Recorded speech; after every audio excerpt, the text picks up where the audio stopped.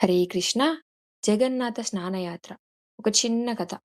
జ్యేష్ఠమాస పౌర్ణమి రోజున జరిగే స్నానయాత్ర శ్రీ జగన్నాథ స్వామివారి అత్యంత పవిత్రమైన ఉత్సవాలలో ఒకటి.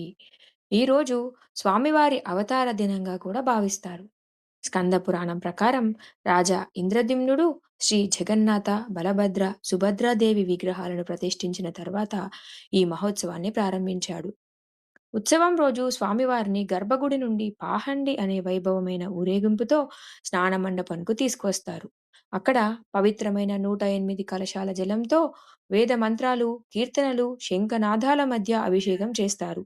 ఈ అభిషేకం తర్వాత సహజ రంగులతో అలంకరించబడిన దారమూర్తులపై ఉన్న రంగులు కొద్దిగా మసకబారతాయి. భక్తులు ఎలాంటి విచారం చెందకుండా ఉండేందుకు శ్రీ జగన్నాథుడు ఒక అద్భుతమైన లీలను ప్రదర్శిస్తాడు. స్వామివారి హాతీ వేషం, ఏనుగు వేషం ధరించి భక్తులకు దర్శనమిస్తారు. ఒక గణపతి భక్తుని కోరికను తీర్చేందుకు జగన్నాథుడు గణపతి రూపాన్ని పోలిన ఏనుగు వేషంలో దర్శనమిచ్చాడని సాంప్రదాయం చెబుతుంది.